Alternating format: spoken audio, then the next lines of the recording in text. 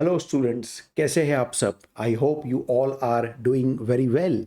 Today we are going to start with a new topic in financial management subject. The name of the topic is financial analysis and planning, that is ratio analysis. इस chapter के अंदर हम बच्चों financial statement जब एक बार company बना देती है, फिर उस फाइनेंशियल स्टेटमेंट में अलग अलग रेशियोज कैसे गिनते हैं और उन रेशियोज का इंटरप्रिटेशन कैसे करते हैं उसके बारे में जानने वाले हैं. तो चलिए बहुत ही पॉजिटिव नोट के साथ शुरुआत करते हैं इस चैप्टर की फाइनेंशियल एनालिसिस एंड प्लानिंग, जिसका टॉपिक है रेशियो एनालिसिस. चलिए, रेशियो एनालिसिस के अंदर सबसे पहला जो पॉइंट है वो ये है कि फाइनेंशियल रेशियो होता क्या है. What is financial ratio? तो simply speaking, very simply speaking, financial ratio means mathematical relation between two accounting figures. हम अकाउंट्स लिखते हैं तो उससे हमें काफ़ी सारे अकाउंटिंग फिगर्स मिलते हैं, जैसे कि सेल्स हो गया, डेटर हो गया, क्रेडिटर हो गया, एक्सपेंसेस हो गया. तो दो मैथमेटिकल फिगर को साथ में रख के उसका एक मैथमेटिकल रिलेशन हम जो फाइंड आउट करेंगे उसे हम रेशियोज कहते हैं. सी सिंपली स्पीकिंग, रेशियो का मतलब होता है रिलेटिव मेजर. एक एग्जांपल देता हूं. रेशियो को मैथमेटिकली यूं भी कहते हैं, some quantity divided by other quantity. Right, some quantity divided by other quantity. अब ये दोनों ही क्वांटिटी जो होगी वो एक्चुअली होगी accounting quantity. Sales, purchase, expenditure, उसी में से कुछ चीज़ें लेके समथिंग डिवाइड बाय समथिंग के फॉर्मेट में डालेंगे और इसी को हम कहते हैं रेशियो. इसी को रेशियो का फॉर्मेट कहते हैं. And it is actually a relative measure of analysis. इसमें दो चीज़ों को साथ में रख के कंपेयर किया जाता है, इसलिए ये बन जाता है relative measure of analysis. Right, आगे देखते हैं. Absolute figure can not show the relative position and hence can not be taken as the base for comparison. चलिए, ये जो रिलेटिव वर्ड का मैं यहाँ पे यूज कर रहा हूं, इसका एक्चुअल मीनिंग क्या है और क्यों हम रिलेटिव मेजर का यूज करते हैं रेशियो में, इस चीज को थोड़ा समझने की कोशिश करते हैं. सपोज मेरे पास एसेट का जो इन्वेस्टमेंट है उसका मैं आपको फिगर देता हूं. Let us take example of two companies, rather company A and company B. Try to understand my examples because examples are the real concept. Right, और मैं इन दोनों के सेल्स का फिगर भी आपको देना चाहता हूं. अब देखिए, एसेट्स के फिगर में मैं लिखता हूं कि कंपनी ए के पास 5 लाख की एसेट्स है और उसके सामने कंपनी ए का जो सेल्स है वो 12 लाख रुपीस का सेल्स है. राइट, 12 लाख रुपीस का सेल्स है. कंपनी बी के पास एसेट है, सपोज सपोज 6 लाख की एसेट है. राइट, एंड कंपनी बी का जो सेल्स है वो मैं आपको देता हूं 13,50,000 rupees. This is the sales of company B. Now I want to ask you कि कौन सी कंपनी अच्छा सेलिंग परफॉर्मेंस दे रही है. Which company has the better sales performance. So if you only see this blue color figure of sales, naturally you would like to say that company B is giving better performance. When we talk about sales, company B is giving better performance, right? ऐसा आपको लगता है कि company B शायद better performance दे रही है. लेकिन लेकिन थोड़ा सा इसको रेशियो में कन्वर्ट करते हैं. राइट, मैं इसको अगर ऐसे लिख दूं, अभी जो हमने डिसाइड किया बच्चों, वो हमने किस तरीके से डिसाइड किया? We decided it absolutely. Right, हमने जो ये किया वो एब्सोल्यूट मेजर हमने लगा दिया. हमने कुछ कंपैरिजन नहीं किया, कुछ रेशियो नहीं निकाला, सीधा हमने एब्सोल्यूट तरीके से देख लिया कि भाई सेल्स किसका ज्यादा है. तो सेल्स ज्यादा है कंपनी बी का, तो कंपनी बी ही अच्छी है, ऐसा हमने मान के काम कर लिया. लेकिन चलिए मैं इसको रेशियो में कन्वर्ट करता हूं. देखिए, इसको रेशियो में कन्वर्ट करने के लिए मैं कुछ ऐसा करना चाहता हूं. सेल्स डिवाइडेड बाय एसेट्स करना चाहता हूं. देखिए, मैं समथिंग डिवाइड बाय समथिंग वाला फॉर्मेट लगा रहा हूं. अगर पहले केस में आप सेल्स डिवाइडेड बाय अगर एसेट करेंगे तो 12 लाख डिवाइडेड बाय 5 लाख करने से आपका जो आंसर आएगा वो 2.4 आएगा. एंड दूसरे में 13,50,000 डिवाइड बाय 6 लाख करेंगे तो आपका आंसर 2.25 आएगा. Now if I ask you which firm has a better selling performance, or if I ask you which firm is using its fixed asset efficiently, तो इस efficiency को find out करने के लिए आप क्या कहेंगे? That the company A is better. Simply speaking, company A is bringing sales of rupees 2.40 on 1 rupee invested in the asset. Listen to me very carefully. शुद्ध हिंदी में अगर कहूं तो कंपनी ए जो है वो एसेट में 1 रुपया लगा के बैठी है, उसके सामने सेल्स का 2 रुपया 40 पैसा लेके आ रही है।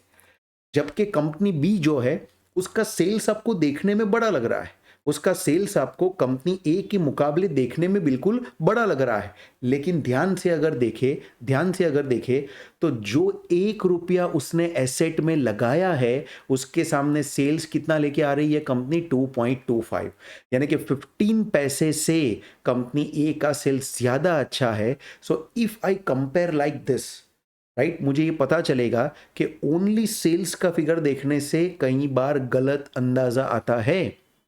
ओनली सेल्स का फिगर आपने यहां पे देखा तो आपका आंसर थोड़ा अजीब आया, थोड़ा अलग आया। आपने खाली सेल्स के फिगर को देखा और आप खुश हो गए और आपने कहा कि बी कंपनी अच्छी है।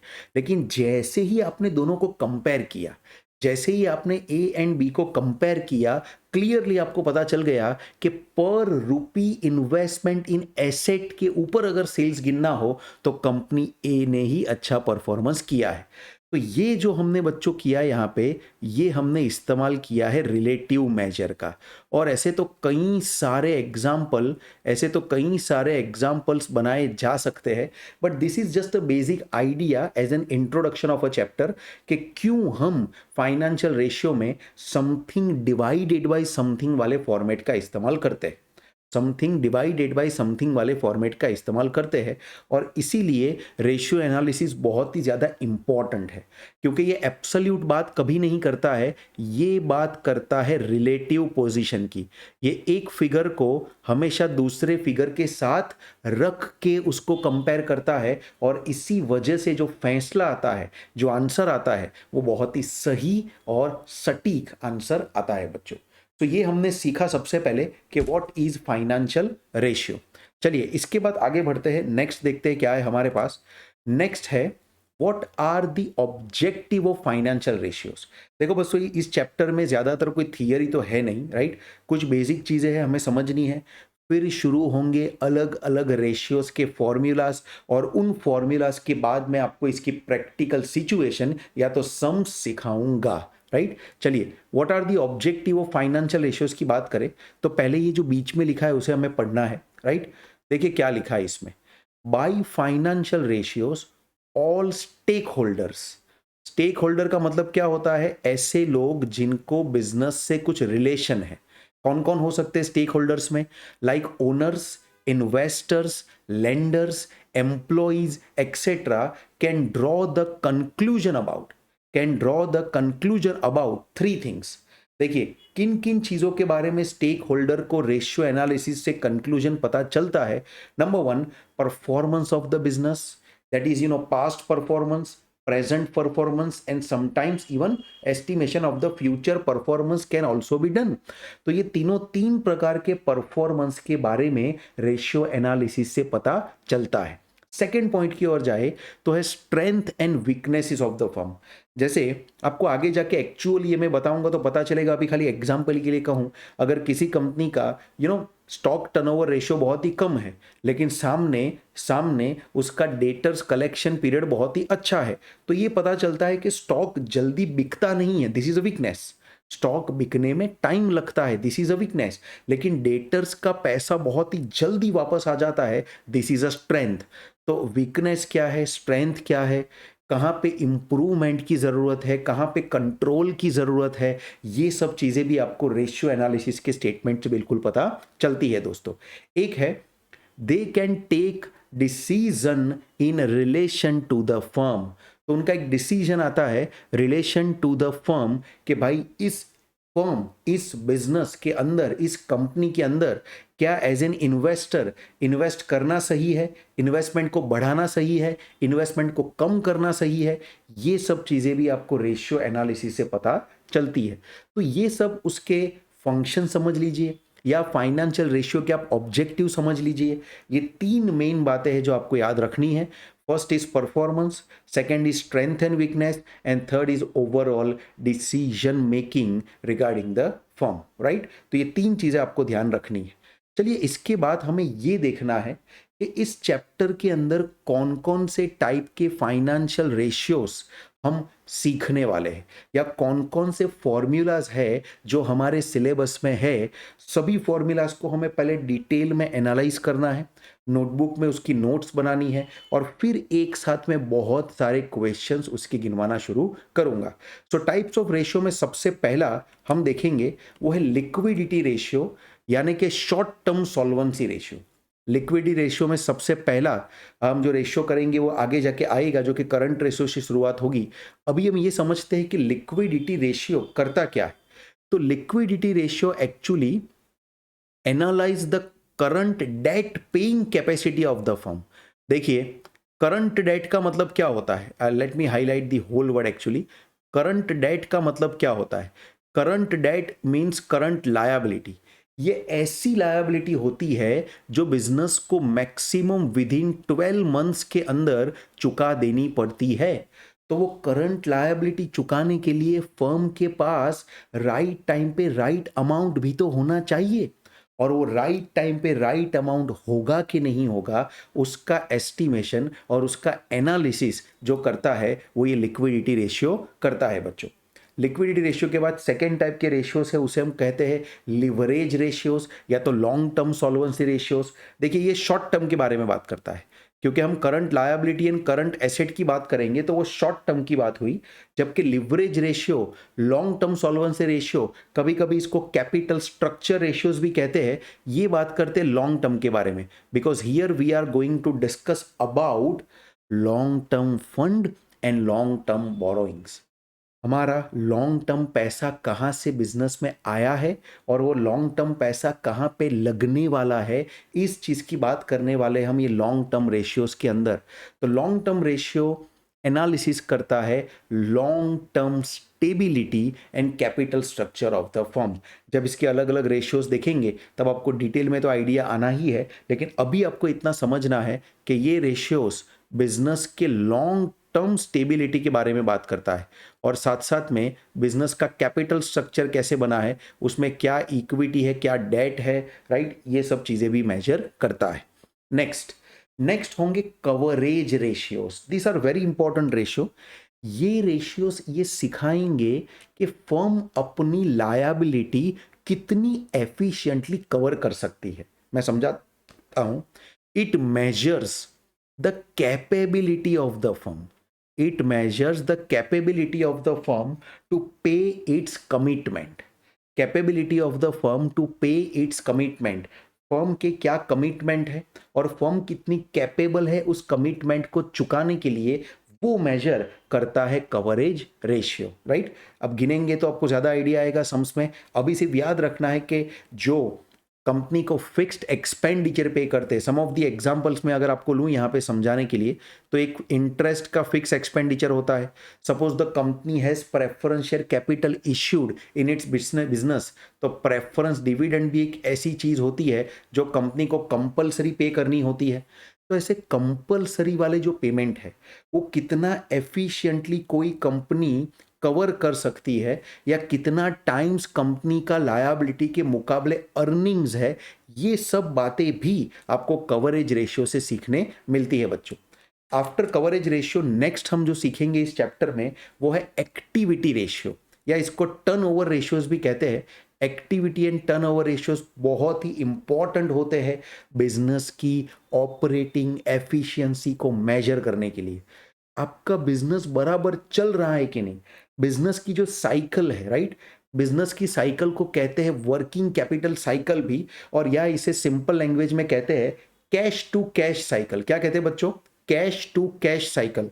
तो बिजनेस की कैश टू कैश साइकिल क्या बराबर चल रही है कि नहीं, ये भी देखने का काम ये एक्टिविटी रेशियोज करता है।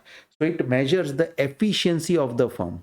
It measures the efficiency of the firm in using its assets and cash management of the firm. Ultimately, every businessman has to do one thing in a business. He starts his thinking with cash, and he has to end his thinking with the more cash generated by the business. So cash to cash की cycle कैसे maintain हो रही है, ये भी activity ratio बताता है बच्चों. After activity ratio, the last but nevertheless a list ratio, profitability ratios हम पढ़ेंगे, जो बिजनेस की ऑपरेटिंग एफिशिएंसी की बात करेगा, ऑपरेटिंग एफिशिएंसी की बात करेगा, या तो जो बिजनेस की ओवरऑल प्रॉफिटेबिलिटी है, gross profit, net profit, expense ratio, इन सब के बारे में बात करेगा बच्चों. तो ये है हमारे डिफरेंट टाइप ऑफ रेशियोज जो हम आगे जाके डिटेल में सीखने वाले हैं इस चैप्टर में. चलिए तो फिर सबसे पहले रेशियो से क्यों ना शुरुआत ही कर दी जाए. सबसे पहले जो रेशियोज हम इस चैप्टर में पढ़ने वाले हैं वो है लिक्विडिटी रेशियोज. और लिक्विडिटी रेशियोज के अंदर सबसे पहला रेशियो जो हमारे सिलेबस में है, this is a most important ratio, जिसे कहा जाता है करंट रेशियो. पहले हम इसका फॉर्मूला लिखते हैं, फिर ये जो बाजू में इंटरप्रिटेशन लिखा है उसके एक एक पॉइंट में आपको बहुत डिटेल में समझाऊंगा बच्चों.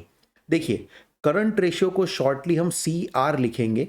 सो करंट रेशियो का फॉर्मूला बहुत ही इजी है. ये फॉर्मूला है करंट एसेट्स, बिजनेस की जो करंट एसेट्स होगी बैलेंस शीट में उसका टोटल लेना है, एंड डिवाइडेड बाय हम करेंगे, ratio is always something divide by something. Current assets divided by हम करेंगे current liabilities. Current assets divided by current liabilities, ये हमारा करंट रेशियो होगा. इसको शॉर्ट में ऐसे भी लिख सकते हैं, CA/CL. CA stands for current assets and CL stands for current liability. तो देखिए, current asset and current liability का रेशियो जो है वो करंट रेशियो है. अब बच्चों, करंट एसेट में क्या क्या चीज़ें आती है, if I try to explain you, तो आप जानते ही हो, आप लिस्ट बना सकते हो. डेटर्स आ सकता है करंट एसेट के अंदर, फिर मेजोरिटी इसके अंदर इन्वेंटरी या तो स्टॉक ऑफ द गुड्स आता है, राइट. ये सब करंट एसेट है, शॉर्ट टर्म एसेट्स है. इसके बाद कैश का फिगर आ जाएगा. उसके बाद अगर बिजनेस के पास शॉर्ट टर्म इन्वेस्टमेंट या तो मार्केटेबल सिक्योरिटीज है तो ये भी आ जाएगा, short term investment marketable securities, right. इसके साथ साथ में अगर कोई आपने एडवांस एक्सपेंडिचर पे किए हैं तो वो आ जाएगा.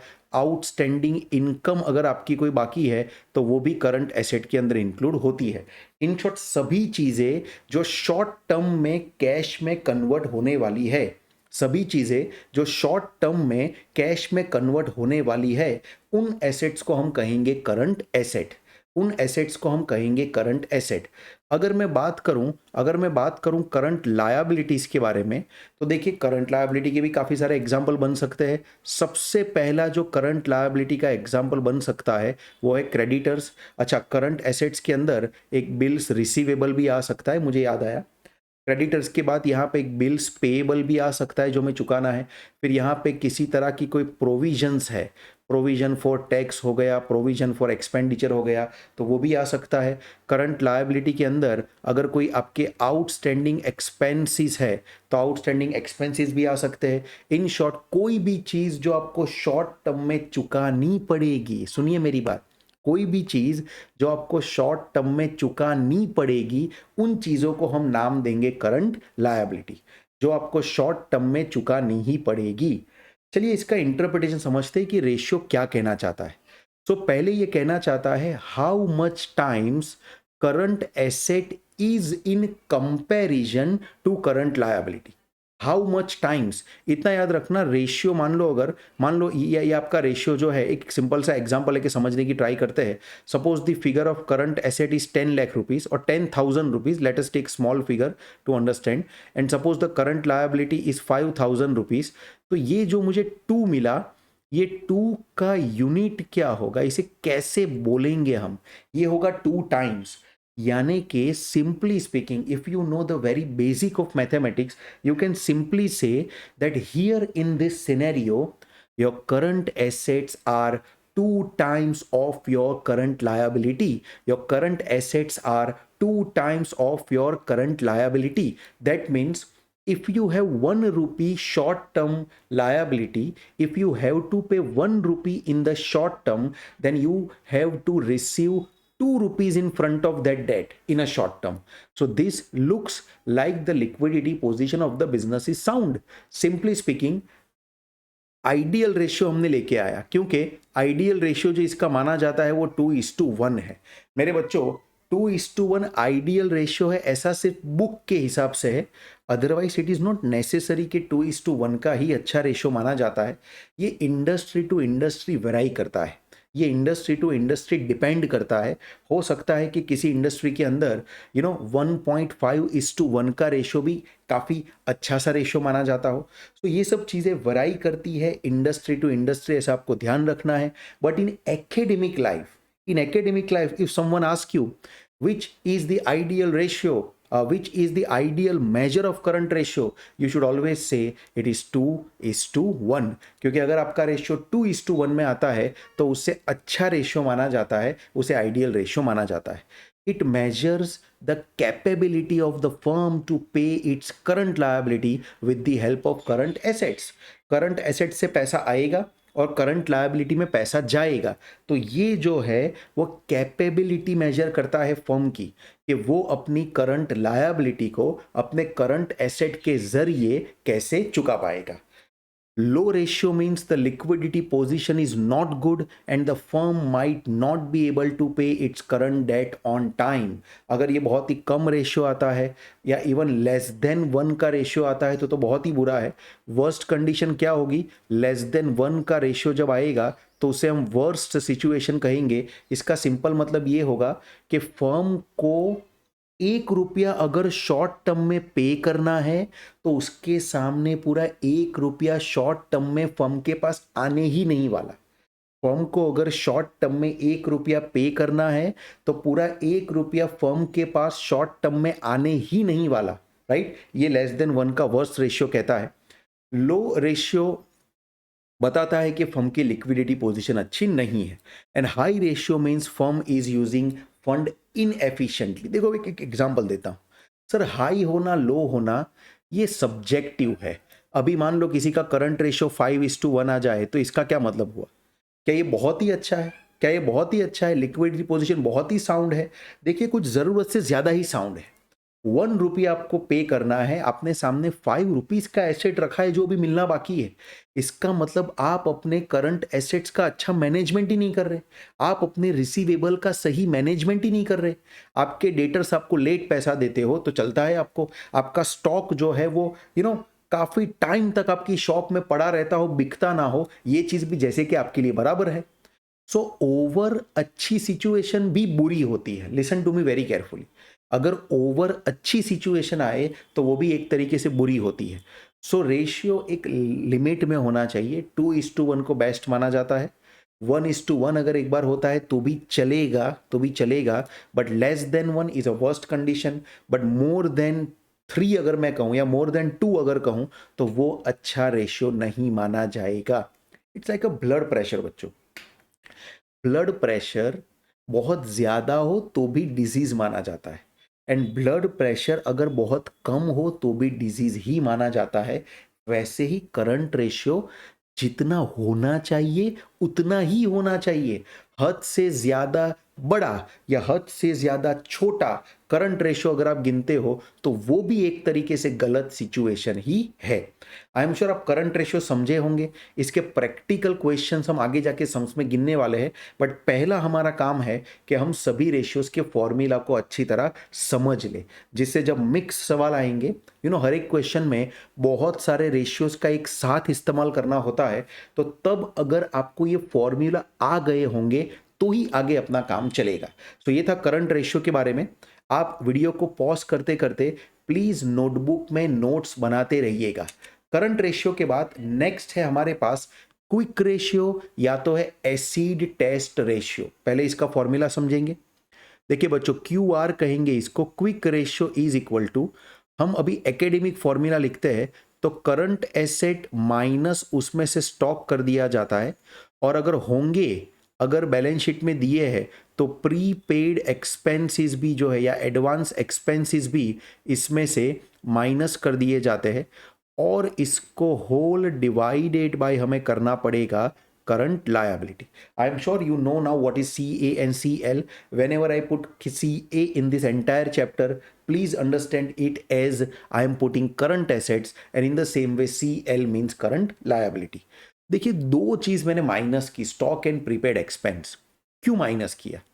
स्टॉक एक ऐसी चीज है बच्चों जो हमें लगता है कई बार कि करंट एसेट है, बट कई बार वो करंट एसेट नहीं हो, ऐसा भी हो सकता है. Let me explain you like this. बच्चों बिजनेस में जो करंट एसेट है, जो स्टॉक है, खास करके स्टॉक है, क्या ये स्टॉक आपकी अपनी मर्जी से बिकता है? The answer is absolutely not. ये स्टॉक आपकी अपनी मर्जी से नहीं बिकता. ये स्टॉक तभी बिकता है जब उसको बिकना होता है. ये स्टॉक तभी बिकता है जब स्टॉक को बिकना होता है. ये आपकी और मेरी मर्जी से बिकता नहीं है. तो कई बार ये स्टॉक बिजनेस में सालों साल से अनसोल्ड की तरीके से पड़ा होता है.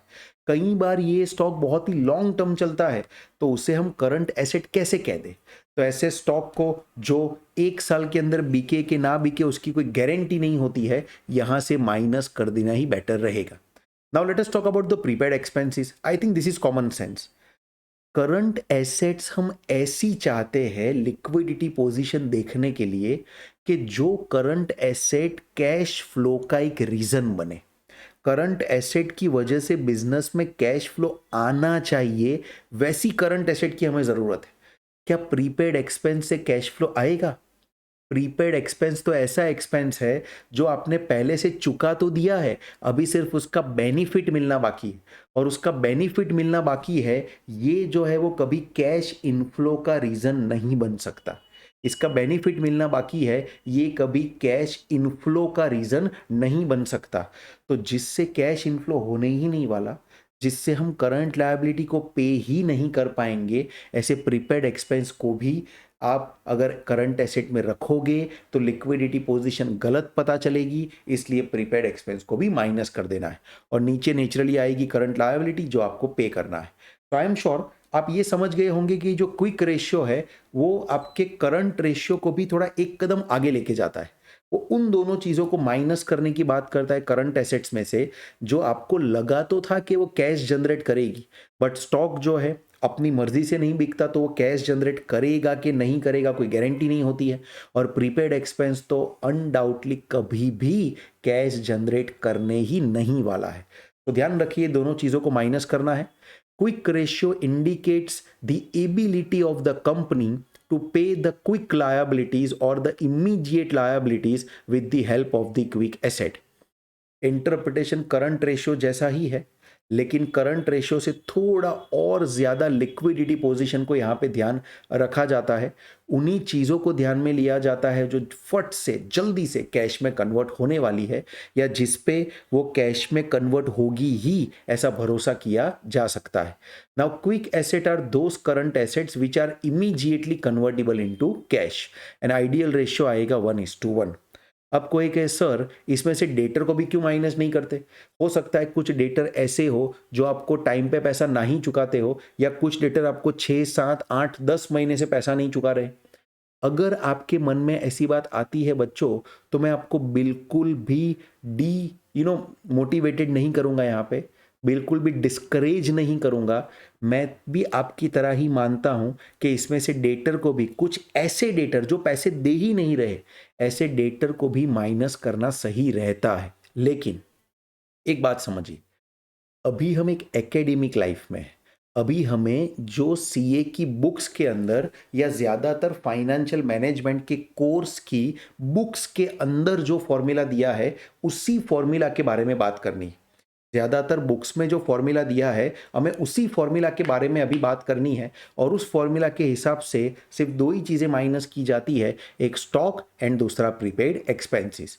तो प्रैक्टिकल लाइफ में क्या माइनस करना है या क्या नहीं माइनस करना है, ये हम डिसाइड कर सकते हैं, लेकिन एकेडमिक लाइफ में हमें वही करना है जो बुक करती है. राइट? तो ये जो ऊपर लिखा है उसे हम क्विक एसेट कह सकते हैं। तो कई बार कुछ बुक्स के अंदर आपको फॉर्मूला ऐसा भी देखने मिलेगा कि quick ratio is equal to, books ऊपर लिखती है क्विक एसेट्स, ऊपर लिखती है क्विक एसेट्स और नीचे डिवाइडेड बाय करती है कई बार करंट लायबिलिटी या कई बार क्विक लायबिलिटी को भी किया जाता है, राइट। अब मेरी बात एक ध्यान से सुनिए। कुछ ऑथर्स, मैं आईसीआई की बात नहीं कर रहा हूं लेकिन बाकी बहुत सारी बुक्स मैंने रेशियो एनालिसिस सीखते वक्त पढ़ी थी। तो कुछ ऑथर ये क्विक लायबिलिटी को लाते वक्त क्या करते हैं, करंट लायबिलिटी में से बैंक ओवरड्राफ्ट माइनस कर देते, बीओडी। ये बैंक ओवरड्राफ्ट माइनस कुछ ऑथर्स करते हैं, शायद 11th-12th की स्टेट बोर्ड की बुक्स में भी ये माइनस किया है। ये क्यों माइनस करते हैं, क्योंकि ऐसा क्वेश्चन में दिया होता है कि बैंक ओवरड्राफ्ट आपके लॉन्ग टर्म का है। देखिए प्रैक्टिकल लाइफ में क्या होता है कि बैंक ओवरड्राफ्ट बैंक ने आपको 6 मंथ के लिए दिया। अब कोई भी बिजनेसमैन क्या करता है, 6 मंथ तक पैसे यूज करता है। 6 मंथ के बाद पैसे वापिस लौटाने की बजाय वो बैंक में जाके बैंक को रिक्वेस्ट करता है, वो बैंक में जाके बैंक को रिक्वेस्ट करता है कि यार ये मेरा बैंक ओवरड्राफ्ट जो 6 मंथ का था ना, उसको आप थोड़ा सा एक्सटेंड कर दो ना यार, इसको आप और 6 मंथ के लिए एक्सटेंड कर दो। अगर कस्टमर की रेप्यूटेशन अच्छी है तो बैंक्स को बैंक ओवरड्राफ्ट जैसी लोन्स को आगे और ज्यादा डिफर करने में कोई तकलीफ नहीं होती, because ultimately bank will earn the interest. तो बैंक ओवरड्राफ्ट प्रैक्टिकल लाइफ में लोग लेते शॉर्ट टर्म के लिए है, लेकिन धीरे धीरे धीरे धीरे वो शॉर्ट टर्म की बजाय लॉन्ग टर्म जैसा बन जाता है। और इसीलिए बैंक ओवरड्राफ्ट को क्विक लायबिलिटी गिनते वक्त माइनस करना चाहिए, ऐसे कितने ऑथर मानते हैं। हमें आईसीईआई के सम्स गिनते वक्त ऐसा कुछ माइनस नहीं करना है, सिर्फ करंट लायबिलिटी लेनी है। बट रेशियो एनालिसिस ऐसा चैप्टर है बच्चों कि अलग अलग बुक्स में अलग अलग ऑथर की नज़रों से अगर आप देखोगे तो आपको बहुत सारे अलग अलग फॉर्मूलाज मिलेंगे। और मैं उसमें से कुछ फॉर्मूलाज को सिर्फ यहाँ पे just for the sake of deeper knowledge discuss कर रहा हूँ, राइट। सो इसका आइडियल रेशियो क्या माना जाता है बच्चों, 1:1। भाई 2:1 नहीं होगा तो चलेगा। 1 रुपया अगर आपको शॉर्ट टर्म में सच में चुकाना है तो सामने अगर 1 रुपये की लायबिलिटी भी अगर आपके पास है तो वो चल जाएगा। 1 रुपया चुकाना है तो 1 रुपये की एसेट अगर आपके पास है तो वो चल जाएगा, लेकिन एसेट ऐसी भरोसेमंद होनी चाहिए जो कैश में 100% कन्वर्ट होगी ही होगी।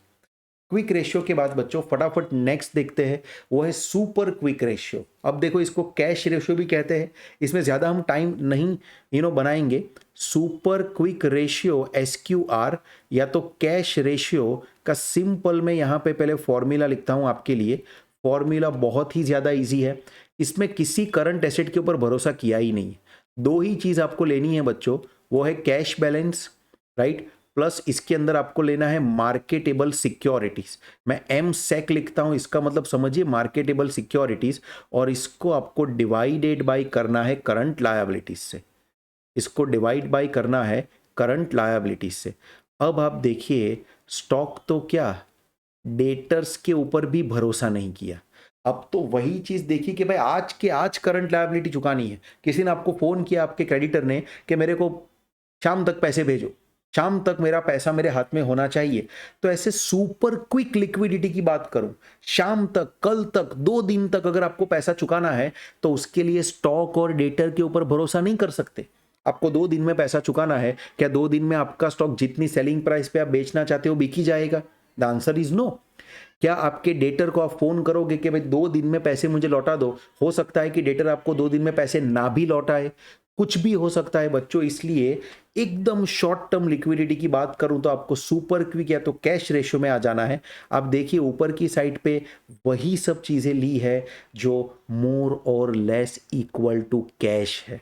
अच्छा, when I talk about cash balance, it actually includes bank balance also, right. और ये मार्केटेबल सिक्योरिटीज क्या होती है बच्चों? ये ऐसी सिक्योरिटीज होती है जो तुरंत बिक जाती है, like mutual fund. On a click mutual fund आपका बिक सकता है और तुरंत आपके बैंक में पैसे आ सकते हैं, तो ऐसी सिक्योरिटीज को मार्केटेबल सिक्योरिटीज कहते हैं, जो तुरंत ही कैश में कन्वर्ट हो सकती है। It measures the absolute liquidity of the business. बच्चों, इससे तो यही पता चलेगा कि आज के आज, अभी के अभी, शॉर्ट टर्म में आपको अगर पैसा किसी को चुकाना है तो आपके पास कितना पैसा अवेलेबल है। अगर ये 1:1 का रेशियो आ गया तो आपके बिजनेस के लिए बेस्ट बात हो जाएगी बच्चों। तो अभी सिर्फ फॉर्मूला समझना है, अभी सिर्फ फॉर्मूला को आपको लिखना है। इसकी जो काउंटिंग होगी वो सम्स में आगे जाके हम करेंगे। देखिए बच्चों, इसके बाद और एक लिक्विडिटी रेशियो है हमारे पास, ये कभी सम्स में आता नहीं है, बट आईसीएआई ने ये फॉर्मूला सिखाया है बुक के अंदर, तो इसके लिए मैं भी आपको बता रहा हूं। क्या लिखा है रेशियो में? Basic defence interval ratio. देखिए, डिफेंस का मतलब क्या होता है कि कोई तकलीफ नहीं हो, कोई तकलीफ हो तो हम अपने आप को डिफेंस करेंगे, इसे कहते हैं हम बेसिक डिफेंस इंटरवल रेशियो। बच्चों, इसको मैं आपको बताता हूं। Basic defence interval BDE is equal to क्या होता है, तो इसके अंदर भी book cash and bank balance को लेती है, क्योंकि ये हमारे लिए एक अल्टीमेट लिक्विडिटी की बात करता है, प्लस इसके अंदर लिया जाता है MSEC यानी कि मार्केटेबल सिक्योरिटीज को, एंड प्लस इसके अंदर लिया जाता है नेट रिसीवेबल्स को। मतलब इसके अंदर डेटर को भी लिया जाता है। अब नेट रिसीवेबल का मतलब ये आप समझ लो कि debtors minus bad debt reserve जो भी आपने की है, राइट, डिवाइडेड बाय यहां पे आएगा expenses per day. Expenses per day यानी हमें इतनी करंट एसेट रखनी है, इतना कैश और बैंक बैलेंस रखना है या नेट रिसीवेबल रखना है कि जिससे हमारे एक्सपेंस चल पाए। तो वो कितने दिन तक हमारे एक्सपेंस चल पाएंगे, ये रेशियो जो होगा ना बच्चों, ये आपको डेज में देगा आंसर, राइट। इसका यूनिट जो होगा वो डेज में होगा। कितने दिन तक आपका बिजनेस का एक्सपेंडिचर बिजनेस की करंट एसेट से निकल पाएगा, ये सिखाता है आपको ये रेशियो। अच्छा, पहले तो नेट रिसीवेबल की बात करें कि नेट रिसीवेबल के अंदर क्या क्या चीज़ें आएगी और क्या क्या चीज़ें आप निकाल देंगे। नेट रिसीवेबल के अंदर आपको वही डेटर्स लेने हैं जो सॉल्वेंट डेटर्स है। ऑलरेडी इनसॉल्वेंट हो गए उसको तो माइनस ही कर देना है। सॉल्वेंट डेटर्स जो है उसमें से भी अगर आपने कोई बैड डेट रिजर्व रखी है BDR, तो पहले उसको माइनस करना होगा। और एक्सपेंसिस पर डे कैसे आएगा, एक्सपेंसिस पर डे कैसे आएगा, तो उसके लिए हमें क्या करना पड़ेगा बच्चों, टोटल ऑपरेटिंग एक्सपेंस लेने पड़ेंगे। ऑपरेटिंग एक्सपेंस मतलब क्या, जो बिजनेस चलाने के लिए बहुत ही जरूरी है। टोटल ऑपरेटिंग एक्सपेंस लेने पड़ेंगे एंड डिवाइडेड बाय आपको नंबर ऑफ डेज लेने हैं। अब अगर आप पूरे साल का काउंटिंग कर रहे हो तो आपका जो न्यूमरेटर है, आपका जो न्यूमरेटर है cash, bank, marketable security, net receivable, ये न्यूमरेटर जो है वो भी होना चाहिए पूरे साल का मेजर होना चाहिए। तो नीचे एक्सपेंस भी जो आएंगे वो पूरे साल के बेस पे गिने हुए नंबर ऑफ डेज के आएंगे। अगर पर मंथ की काउंटिंग है तो टोटल ऑपरेटिंग एक्सपेंस भी पर मंथ के होने चाहिए और नीचे नंबर ऑफ डेज भी पर मंथ के होने चाहिए। देखिए यहाँ पे इसका इंटरप्रिटेशन क्या है वो समझिए। It measures the ability of the business to meet regular cash expenditure. Business चलाने के लिए बहुत सारे कैश एक्सपेंडिचर भी करने होते हैं, जैसे ट्रांसपोर्टेशन का खर्चा होता है, वेजिस का पर डे का खर्चा होता है, राइट। हो सकता है कि आपको बहुत सारे खर्चे ऐसे जो पर डे के बेस पे करने हो, या मान लो हर 15 डेज में पे करने हो या हर मंथ में पे करने हो।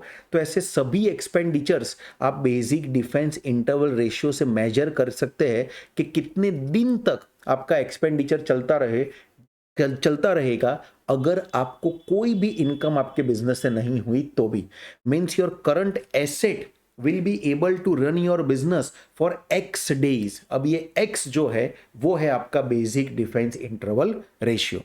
चलिए बच्चों, ये सभी रेशियोज हमारे खत्म होते हैं, राइट। उसके बाद एक रेशियो लिक्विडिटी में और आने वाला है, वो है stock to working capital ratio. पहले इसका फॉर्मूला लिखता हूं। देखिए बच्चों, कोई भी ऐसा रेशियो आता है ना जिसमें से बीच में 2 लिखा होता है और उसके बाद 2 चीजों का नाम लिखा है स्टॉक टू वर्किंग कैपिटल, तो इसका रेशियो आपको फॉर्मूला रटना नहीं पड़ेगा, ऑटोमेटिक बन जाएगा। वो क्या बन जाएगा, स्टॉक लेना है ऊपर, एंड डिवाइडेड बाय आपको लेना है working capital. Stock divided by working capital, right. Working capital कभी भी इंटू 100 ना करें, ये सब रेशियोज टाइम्स में होते हैं, राइट। अगर मैं इसका इंटरप्रिटेशन पढ़ूं, it indicates the extent to which the working capital of the company is, the working capital of the company is blocked in form of the stock, blocked in form of the stock. High ratio means low liquidity, low ratio means high liquidity. एक example से अगर मैं ये बात आपको समझाने की कोशिश करूं कि मान लो किसी बिजनेस के अंदर, मैं इसको ST टू WC शॉर्ट में लिखता हूं, स्टॉक टू वर्किंग कैपिटल। किसी बिजनेस के अंदर 5 लाख रुपए का स्टॉक है और बिजनेस की वर्किंग कैपिटल मान लो 7 लाख रुपीस है। बिजनेस की टोटल वर्किंग कैपिटल 7 लाख है। अच्छा, वर्किंग कैपिटल क्या होता है ये भी अगर आपको जानना है तो वो भी पहले लिख देना चाहिए। वर्किंग कैपिटल सिंपली डिफरेंस होता है current asset minus current liability. ये देखो आपको क्या बताता है कि आपका 7 लाख रुपया जो वर्किंग कैपिटल है उसमें से 5 लाख रुपया तो स्टॉक में लगा है।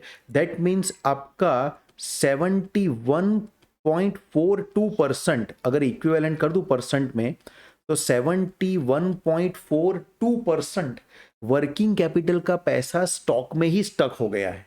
यानी कि ये स्टॉक अगर बिक जाता है जल्दी तो आपके लिए अच्छा है, बट यही स्टॉक अगर जल्दी नहीं बिका और यही स्टॉक अगर आपको तकलीफ देगा, अगर पड़ा रहेगा तो आपकी लिक्विडिटी पोजीशन बिगड़ सकती है।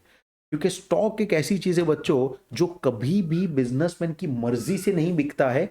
उसे स्टॉक बेचने के लिए पेशेंस कई बार रखना पड़ता है, नए नए मार्केटिंग्स करने पड़ते हैं और उसको बैठ के कस्टमर आने की किसी ना किसी लेवल पे सिर्फ राह देखनी पड़ती है। तो इससे ये पता चलता है कि कितना पैसा ब्लॉक है। देखो, हाई रेशियो मींस लो लिक्विडिटी। जैसे यहाँ पे देखेंगे तो काफी हाई रेशियो है, परसेंटेज में भी गिन सकते हैं, टाइम्स में भी गिन सकते हैं। ये टाइम्स में हो गया, टाइम्स से भी आइडिया तो आ ही जाता है। टाइम्स वाले का इंटरप्रिटेशन क्या होता है बच्चों, अगर 1 रुपया आपने लगाया है वर्किंग कैपिटल में तो उसमें से 71 पैसा तो स्टॉक में ही गया है। अब सोचो, इतना बड़ा पार्ट वर्किंग कैपिटल का अगर स्टॉक में चला गया तो वर्किंग कैपिटल की साइकिल तो स्लो हो जाएगी ना, क्योंकि स्टॉक कब बिकेगा कब नहीं उसके बारे में कुछ कहा नहीं जा सकता। आई एम श्योर आप मेरी बात समझ रहे हैं बच्चों। और अगर ये लो रेशियो आता हो तो इसका मतलब ये होता कि वर्किंग कैपिटल का कम पैसा स्टॉक में लगा है तो बिजनेस की लिक्विडिटी पोजीशन रिलेटिवली अच्छी है। तो ये था बच्चों आपका stock to working capital ratio. और इसी के साथ हमारे लिक्विडिटी रेशियोज के जो बेसिक रेशियोज हमारे काम के हैं, जो सम्स में आ सकते हैं, जो ICAI ने सिलेबस में रखे हैं, वैसे सभी के सभी लिक्विडिटी रेशियोज बच्चों मैंने यहाँ पे खत्म कर दिए हैं।